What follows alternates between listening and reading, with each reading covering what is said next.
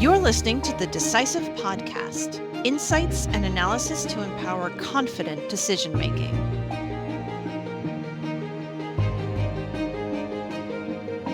Welcome to the Decisive podcast, brought to you by S&P Global Market Intelligence. I'm your host, Kristen Hallam. In this episode, we're discussing import and export data for waterborne trade, a hot topic at the moment.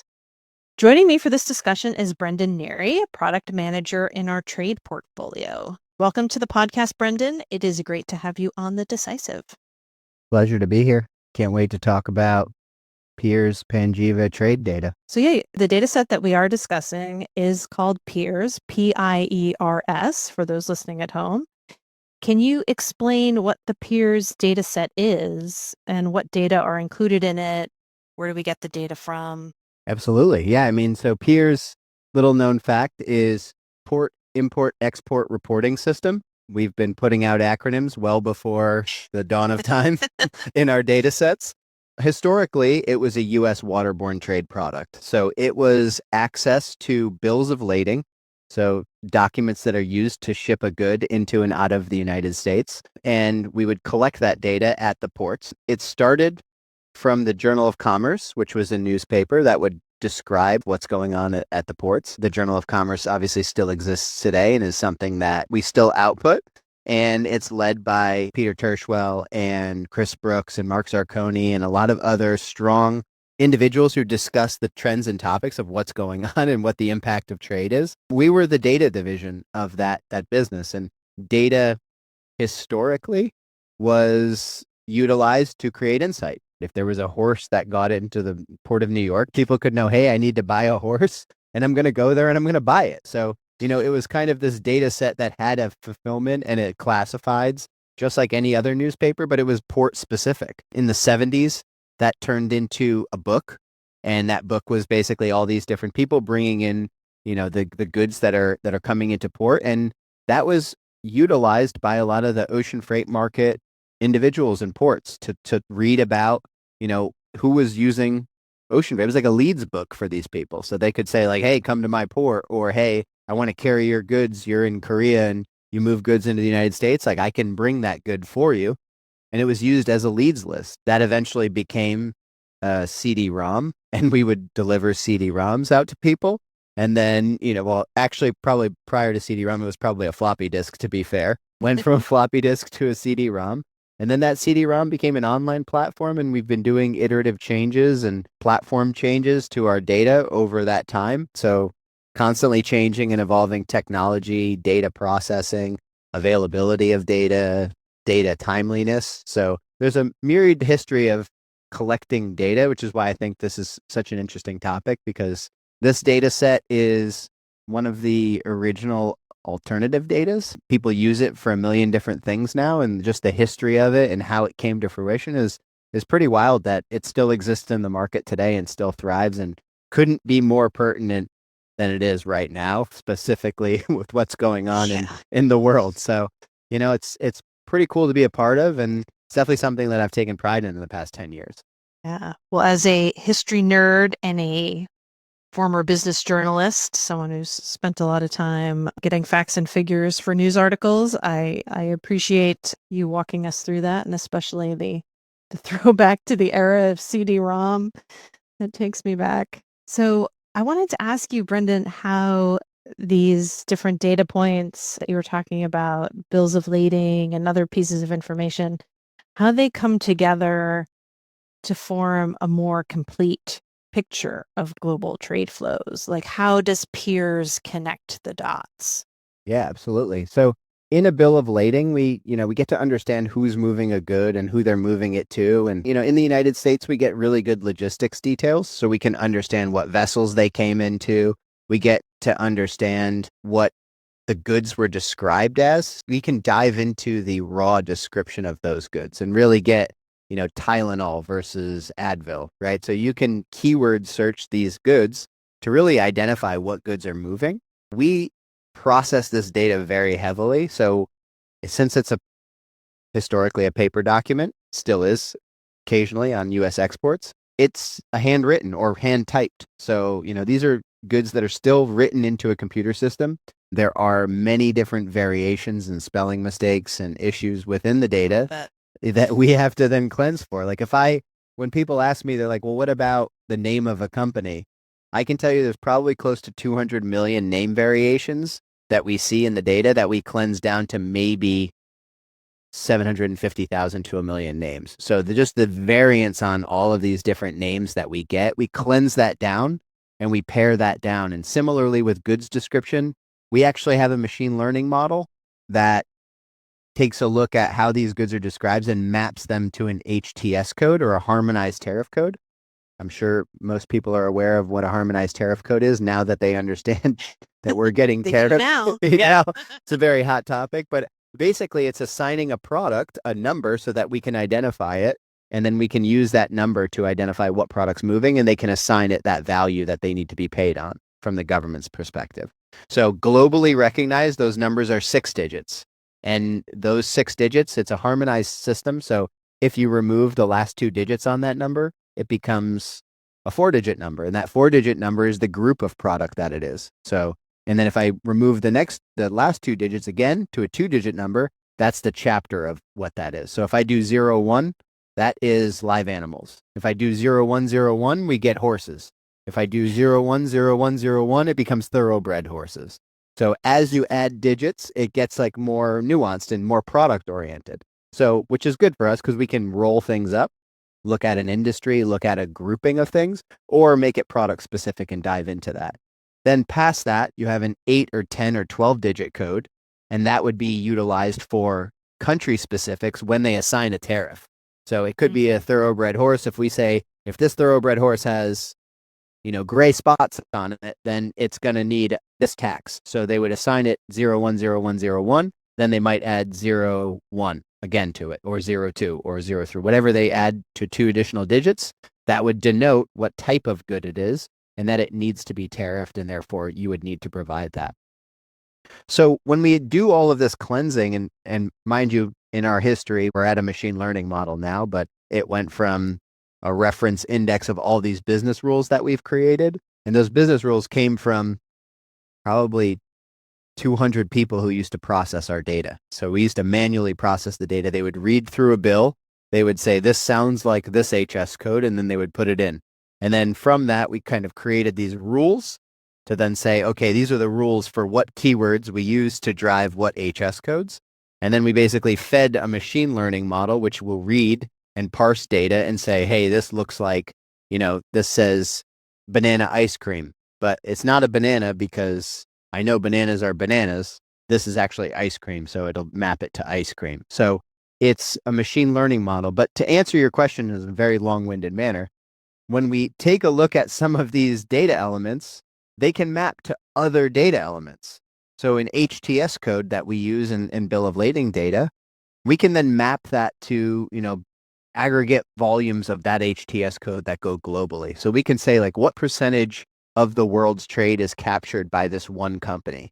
Or, what percentage of that company's known volumes are being traded in our data set? Or, we can benchmark what the global trade flows are by looking at and taking anchor points within the bill of lading data to assign it additional ways. So it's kind of an interesting topic because it's basically taking data that we've utilized historically for a singular purpose, and then we've expanded our use case by adding additional data elements. Like I can take the vessel name or the IMO, and I can now map that to AIS positioning. I can say, where is that vessel in the world? I can say, who owns that vessel and what is the ownership details of that vessel? So we have a ton of different elements within the bill of lading data that then we take alternative sources and we can map to. And we do that consistently within the data, where we'll take a company name and we'll run it. We'll, potentially map it through Cap IQ to map it to S&P's world. So then customers who, let's say, have a CRM system that they're looking at companies and they have a list of all of their customers, they can then use their common denominator of Cap IQ number that they already have, or whatever number they might be using. We might have mapped to that from a reference point, and then that'll allow them to connect our data into their CRM And therefore, they would have shipment level details that they can call and understand and map to so that they can continually monitor it in their own platforms. Or, of course, they can use our UIs and access a lot of that data. So, in reality, that our data is consistently evolving to add more potential data elements and consistently try to add value. And it doesn't have the single source of truth. So we're consistently trying to add more and more to it to provide either quality, to provide nuance, to provide additional use case. And then that way we can combine assets and give a lot of a bigger picture. Yeah, that was really helpful. Thanks for walking us through all of that. I mean, you've touched on this already, but how has the PIERS dataset evolved over the years? Maybe focus on the recent history as opposed to the CD-ROM years. I think, in a more recent light, in the history of PIERS and the history just kind of transactional shipment data is bringing to light the need for more data. And when I talk about more data, I talk just about, the need for other countries to provide us their data. So there's a gap in US, obviously it's maritime driven data. So we know there's a gap. We know that we don't get cross-border data with truck and rail. We don't get air freight data. So we've partnered with companies around the globe to provide us access to additional countries' data sources of this style data. So we'll say like, hey, transactional shipment data, maybe it's not logistics oriented. Maybe it's not like technically bill of lading, but it's a transactional shipment that will show us the shippers and consignees, some of the field elements that we would receive off of that. And what we're doing is we're basically leveraging more and more of those companies to grow our database. So, one of the instances would be Mexico, right? So we don't get cross-border data from the United States, but we've filled that gap by partnering with Mexico and getting Mexican bill of lading data. And so that way we can see cross-border movements via truck or rail. Now, we don't know who the trucker is. We don't know who the rail company was, but we know the companies that moved the goods, which, if we wanted to tie that into today's world, if you want to know who's going to be impacted by tariffs, just go right into the data. Pull it up, see what industries do we see impacted. We can designate industry by 2-digit HS codes or 2-digit chapters. We could say these are the top chapters that are moving cross-border with Mexico. So these are the dollar value figures of those. We can look at who those companies are that will be impacted the most. And so there's a lot of intelligence that you can provide just on that singular add-on of additional countries. Similarly, we've really expanded our use case from just the ocean freight business into procurement lenses and working with corporates. So corporates can identify market analysis. Corporates can also identify sourcing of goods, right? To promote commerce, we want to publish the names so that people know there's availability in sourcing. So if I can find competitors of the same product around the globe, I can get cheaper pricing, which means that the price at the United States level means I can make more money for the corporates that are domestically located here. So if I want to source something, I'm going to need more names than people who just trade with the United States, because that's only a unisphere that's finite. So we want to go towards, what does India export to Europe? Is that a better price? Can we potentially use some of those companies? So talking to businesses, obviously globally now, we've become more of a global business as we've made more global data, but adding in more and more countries allows us to have more and more procurement leads, because it's more companies that exist that are moving a product. And therefore companies can go in and say, show me who can sell me steel. If I'm worried about tariffs, I can do the same thing. I can say, well, I see 100 different companies from India that move steel. What do they import? Are they importing Chinese steel and then moving it through India? Or is it Indian-based companies that we would expect to have steel? So it gives you some valued details. The more we expand our data use cases to our customers and the personas that we can, leverage. So that's been probably the greatest jump in our data. I'd say, Rolodex would be just kind of adding in that capability to add more countries. And that's kind of our baseline. And then now if we can continually, map entities, can find things that we can narrow down in scope for different customers, that it'd be kind of our best case for what the future of the data looks like. Yeah. Well, I appreciate you sharing some of those use cases there. We are called the Decisive, so we do try to talk about decision making and how our listeners can use the insights that we talk about on our podcast in their strategic decisions. Any other use cases you might want to highlight for our listeners without mentioning any company names, of course? Yeah, absolutely. I mean, I'm a nerd for this. I've been doing it for so long. So, when it comes to personas, we really across industry, right? Like we talked about corporates from a procurement use case. There's corporates to understand, supply chain use case and benchmark themselves against the ocean freight business and try to negotiate rates for that. You could talk about hedge funds using our data to precurse, the value or volume of a company's sales ahead of time. Like if I'm looking at a company and they're importing goods, is it up or down? And can I correlate that to a stock price? Can I correlate that to a sales earnings call? Can I predate earnings calls? So do I know more about the company based off of these imports? So do I know like, hey, this company is importing less, therefore they're probably selling less because they don't need to restock their shelves as much. So, can we predate earnings calls to trade on this intelligence? So like that's a hedge fund use case. Sell side finance, you could say, I'm looking for a leads list for FX packaging. So customers will use that to dive in and understand you're buying goods in China, you're probably paying local currency. Here's a package that we can sell you for that. So there's a myriad of use cases, again, starting out in ocean freight and logistics being our, base use case, because that's where the data started. That's where kind of our industry started. And then as we've evolved, we've kind of become agnostic of persona, and we continually find new ways to kind of label the data and make a use case and visualize that data on behalf of a customer. I mean, even getting into compliance and looking at, finding anomalies in how goods are written, what's going on within those goods, their volumes, their values, what's traded. It's definitely been, ever constantly changing. And that's kind of one of the cool things is like every, maybe year I get a new customer that comes and says, I'm actually trying to do this. And then we can kind of show them the data and it fits their need. And it's something that we kind of check on our list of personas that we can potentially market to and enjoy just to kind of work with for those firms that are in that industry. So, what challenges do users typically face when interpreting the data from peers, Brendan? And how can they overcome some of those challenges?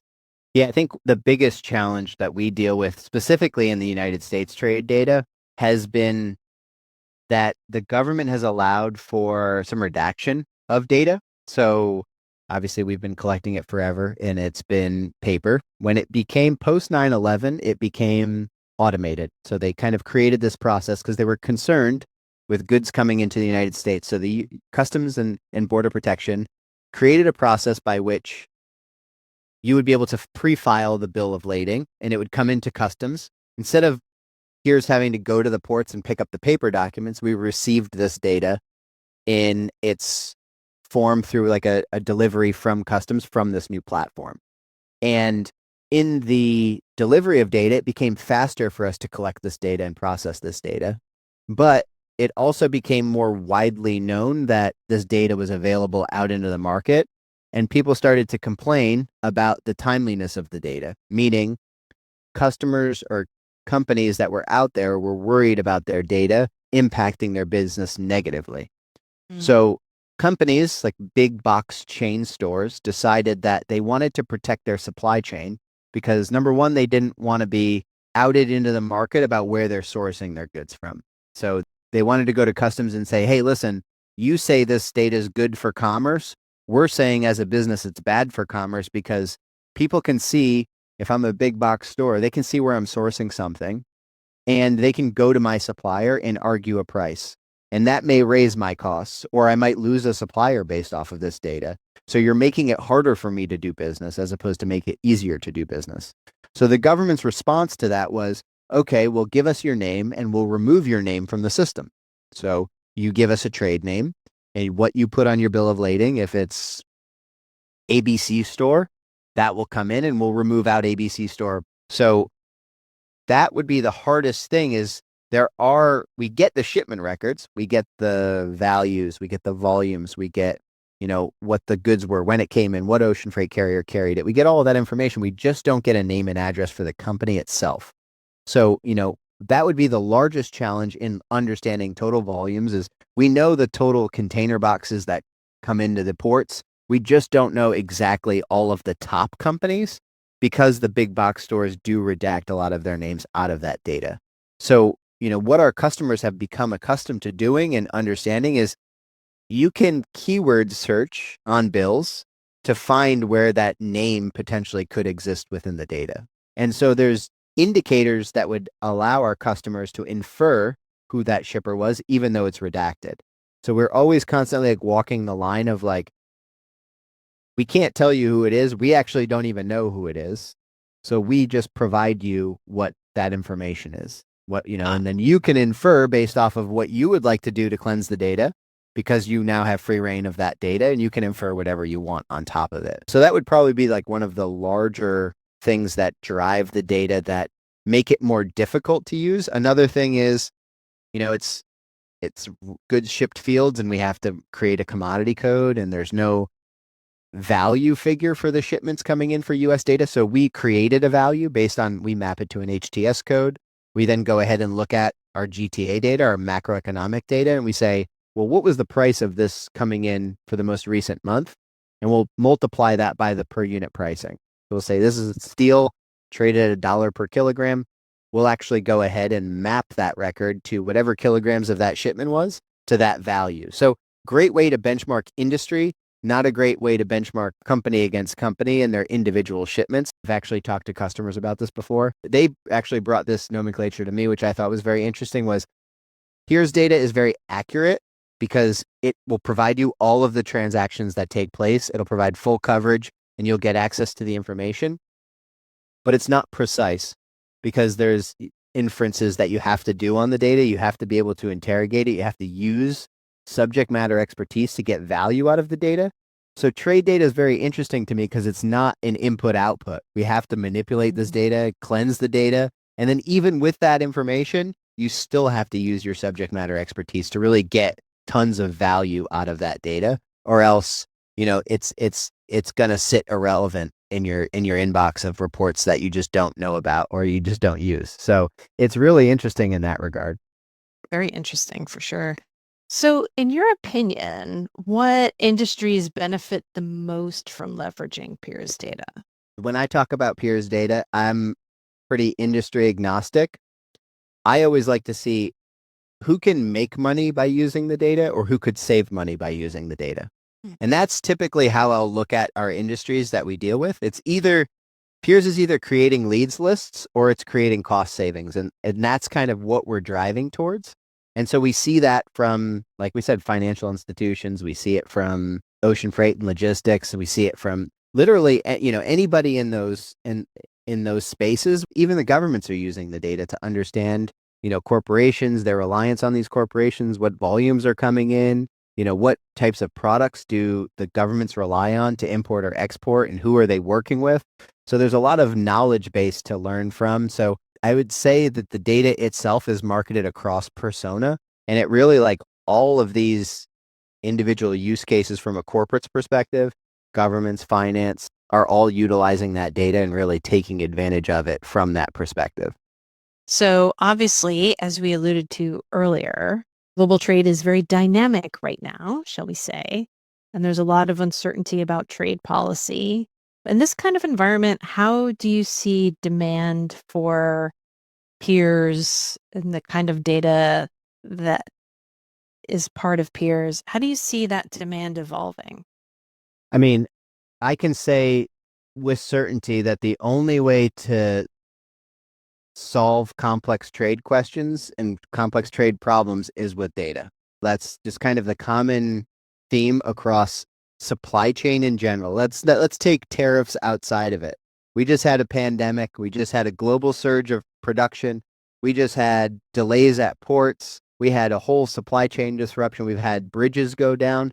The only thing that will give us some intelligence as to, what impacts will take place, what types of methods can you put to fight against, some of these issues that arise in increased costs, is data in and of itself. And that's what's going to keep you informed. So to me, it's only becoming more and more relevant. And I'm Am I at the point that supply chain is nails on a chalkboard, that term to me? Maybe we might be getting there. Everything is supply chain because we get goods. It's a global economy. So everything is a supply chain. But, I will say that it's pretty interesting to me that, we are consistently putting out more and more data sets to help our customers answer questions. And then we've also turned to that same style Journal of Commerce, within the division. The Journal of Commerce has historically been very maritime focused, but we do have that, that other economists and driving a lot of insight within our division. So it's like, I think it's kind of a multitude of levels for our customers. Like you kind of need an expert's advice. You also need to be able to look at the histories and see what's going on within the data and monitor it real time. And then also kind of triangulate with just understanding, other data sets of potential values and volumes and trade flows and things like that. So I would say the more we get into data and the more we get into conflicts within countries and issues and global economies, the more you really need to triangulate data sets and utilize multiple layers and lenses to solve different problems that you might occur. Like I said before, like we can look at global economies and see what's China's process to send goods, like what goods are being sent all over the globe, what's their trade with the United States, what would that impact look like? Will they grow? We can monitor that trade from China. We can see that month over month, and we can evaluate what their trade direction has become. Have they shifted their supply chain to move product elsewhere? Who's buying it? We can look at some of that data, and then we can also kind of monitor, what's going on within costs and inflation and things like that from other lenses. So it really is a triangulation of data. We become, I think it's one of those phrases, what is it? A rising tide lifts all ships or ports. Yes. One of those. Yes. I believe that's the nomenclature. Yeah. It's all ships. Yeah, exactly. So, it's like, it's the same way. It's like these issues, they rise all of the need for data, but they also rise the need for subject matter expertise, and further insight into these things, because data is only as good as whoever's reading it. And you really want people who have additional data elements that they can provide to it and historically give some context to. So I do think it's a kind of a multitude of things, but yeah, definitely something that's very interesting. Let's pivot now to the upcoming Breakbulk conference, which is organized by the Journal of Commerce, much like TPM. You are attending Breakbulk, I believe. So who typically attends Breakbulk? When we talk about Breakbulk, we typically talk about Breakbulk as kind of just non-containerized cargo in that regard, right? So TPM, or our maritime conference that we put on in March of every year, has typically just been containerized carrier volume, right? So a lot of the carriers are utilizing that conference to talk about trade volumes, to talk about high-level trade, to talk about what's going on with the globe. They meet with a lot of their BCOs. Similarly, we have Breakbulk Conference, which is kind of a version of that, but less involved with the actual container itself. So we may have a ro-ro carrier, which is roll-on, roll-off cargo. So car shipments, they literally drive them on, and that's a tractor, a boat trailer. So all of these things get rolled onto, and they have specialty vessels that carry these goods. Project cargo moves, and also just like tanker vessels, dried and distilled grains, DDGs, that get put into these tankers or liquid tankers, depending upon what's being moved. And, they have their own conference to talk about trends in the data, what's going on at the ports, what's going to happen with tariffs. Like, it's a lot more specialty than what we would typically see within TPM. TPM is product agnostic for the most part. You could put anything in a container box. Like, today's a TV, tomorrow's rubber bands, the next day's it's shoes. A DDG vessel or a liquid bulk vessel would take a lot to say, like, hey, I want to move crude oil today and water the next day. Like, think about just like how you would do that. You couldn't do that. So, these are more specialty type items, and still it brings about the vessel charters, the people within the industry. And then hopefully we start to look at more just understanding of relationships in the financial sector. So we do see some of those individuals coming out to kind of talk to some of the people who are moving product, who are owning vessels, who are sharing vessels. So very logistics oriented, but high level. Again, some of the best content in the world coming from our Journal of Commerce team. So, my hats are off to them for not only creating the content, but just creating a forum for an industry to really go out and talk about what they're seeing and what they're hearing. It's a great spot to be in, just to hear just what the industry has to say and the feedback that they're giving. I think, historically from like a TPM, we see, there's a lot of friction between the ocean freight carriers and the BCOs, or the beneficial cargo owners who actually have the product that needs to be moved. When rates are high, they're not happy. When rates are low, the ocean freight carriers are not happy. So it's always this balance of who's wrong and who's right. Similarly, it'll be interesting to see like the Breakbulk, like their impact. We saw some of the rollout of tariff information at TPM, and it wasn't a disruption, but it was definitely something that brought a focus at the time. So I think we're at the same exact moment to kind of see like what are people doing to diversify their vessel routes, because they might not be bringing as much volume in now. Maybe their schedules need to change. So it'll be interesting to hear kind of what the industry is talking about from a non-containerized vessel perspective. Yeah. I mean, what do you think the hot topics will be at Breakbulk? I bet I can guess. But what's keeping people up at night? I mean, there's no way that it can't be tariffs. There's no way that it can, like it's the single largest disruption of trade and just supply chain, right? So, what to do about it? How do you fix it? How do you diversify to move to continually make money is it's not an industry-wide question. I mean, we're looking at it from a logistics lens. We're looking at it from a corporates lens, and we're looking at it from an economic lens. There's so many different impacts that you'll see. And I think now it's just like, it's basically like each forum has what is the impact to that individual persona or that individual industry. And then it just goes from there. So what are you looking forward to at Breakbulk? I love to hear what people are planning.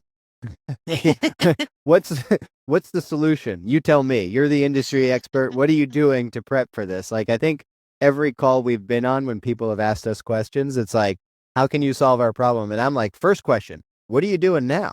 Like, what's your plan? Are you guys, in a sit and wait period? Are you in a, we have to move fast and get this solved period? Like, what's going on within the industry? So I think, I'm most excited just to hear, like, people are going to go in and talk about what they expect the impact to be, but I'm more interested to know how is the response immediate, and then what are the plans for the future for some of these organizations. So I think that's my most excited element of the data and just the conference in and of itself.